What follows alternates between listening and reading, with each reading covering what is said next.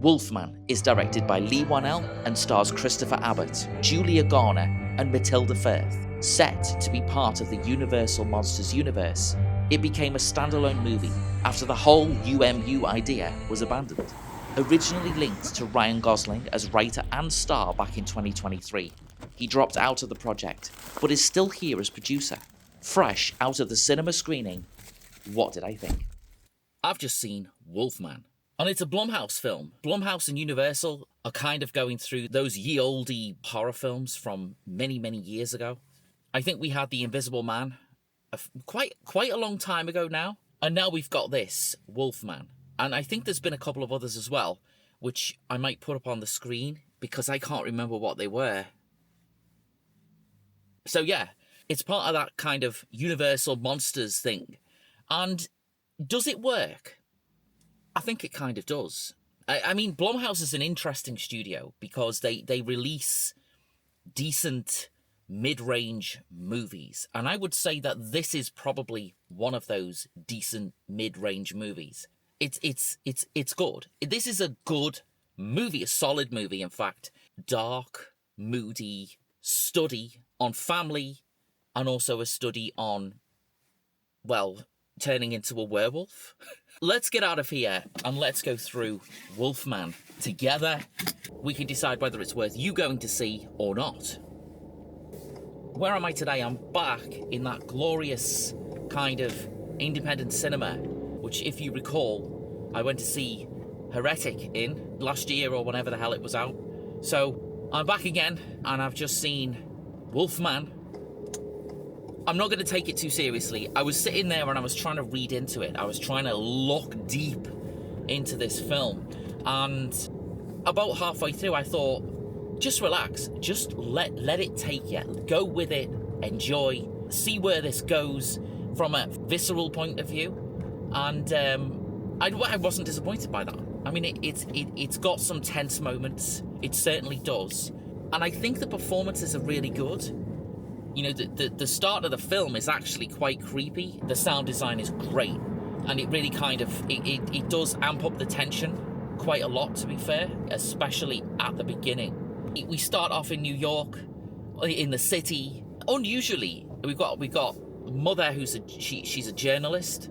And the interesting thing about it is that the dad in this, the male lead character, if you want to call him that, is a stay-at-home dad, which is like, I don't think I've seen that before, actually.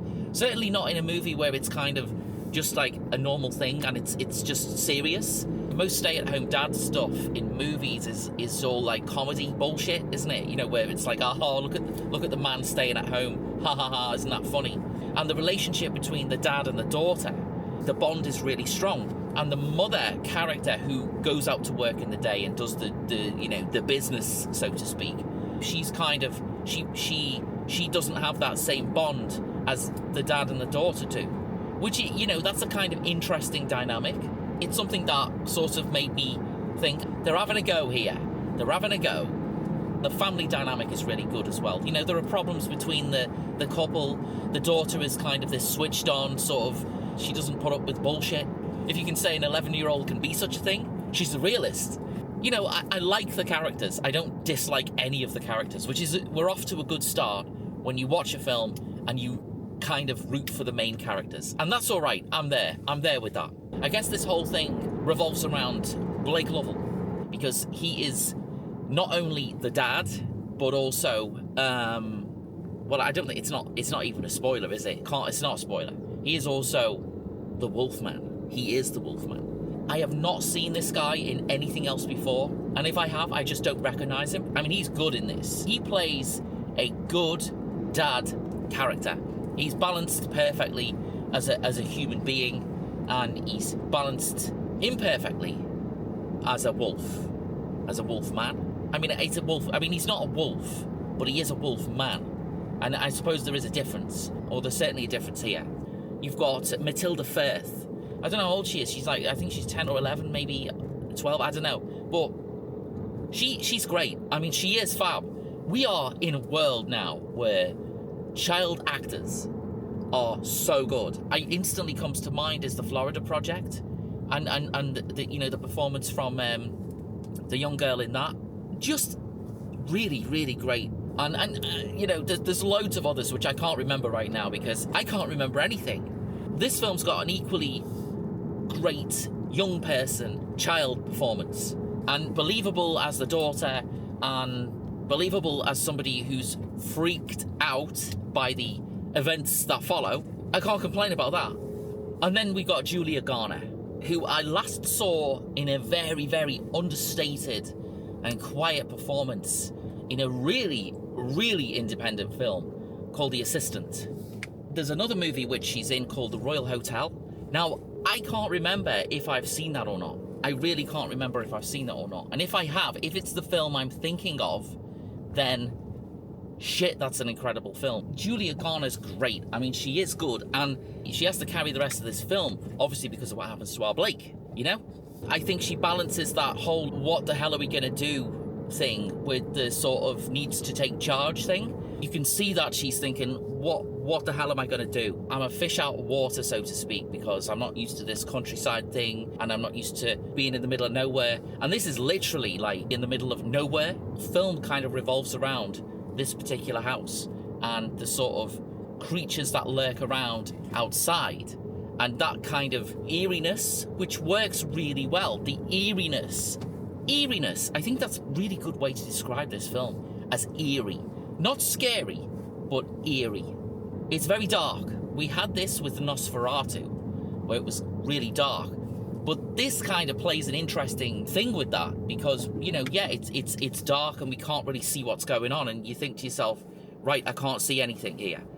It's done on purpose. Well, I mean, it's always done on purpose, but this time it's done, to great effect. They use this technique where they sort of rotate the camera around from people's different perspectives, and we get the perspective of the human characters, mum and daughter in this case, and then we get the perspective of the male character, i.e. the Wolfman, when he's kind of in that phase of his transition. It kind of makes everything visible, because his sight and his hearing is obviously much more elevated and much more, louder and brighter and all of that kind of thing than we mere humans. That's a cool technique, and I don't really think I've seen that before, or seen it used to this effect anyway.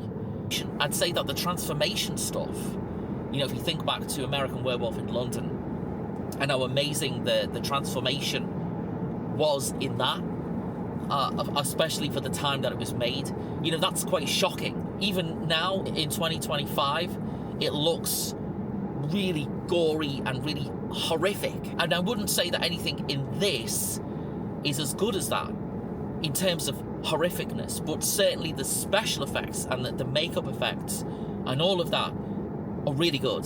But I will say this, I don't think it went far enough in terms of the what's the right way of saying it? I don't think it went far enough in terms of the conversion into werewolf. I don't think it went far enough, but that's a mild criticism, again, because overall it's all right. They made an effort with the characterization, they made an effort with the themes, they made an effort with the story. So where are we then? Are we thinking about the monsters outside versus the monsters inside? And I think that plays a huge role in the themes of this film. Aggression, anxiety, those things are in our main character. He has those traits, if you want to call them that. And I guess the whole metaphor of the film is learning how to deal with them and how to overcome them, especially, hurting the ones you love the most. So this has been like a really mini review. This has been a kind of really teeny tiny review of a film that I thought was above average, of a film that I thought was okay, that was fairly enjoyable. It looked good, it sounded good, and its story was all right. And I think that, if we look at what we've seen, apart from the terrible version of The Mummy that was released in 2017, then we can probably say that the Universal Monsterverse is doing all right. The Invisible Man had those themes of relationship, manipulation, all stuff like that. And Wolfman has kind of got the themes of, trying to deal with anger, trying to deal with aggression. And that's why I'm talking about Wolfman, because it's just got a little bit more than what it shows you on the surface. And that's a good thing. For a film like this, that's quite impressive. It's entertaining, it's interesting, and you can take something away from it if you want to go that deep. Let's round this up. Let's finish this one off. So I'd say, if you've got nothing else to do and you've seen all the big releases, then this is also worth checking out. It's an interesting piece, and it's very dark. It's got some good ideas in there, and I'd say that you'd probably enjoy it. And if you didn't enjoy it, then you can have the pleasure of picking it to pieces. But I don't think it's that easy to pick apart, to be honest. It's well structured, it's been well thought about, it's been well cared about by the makers. And I say, yeah, go and see it. It's called Wolfman, and it's available absolutely everywhere. Go enjoy.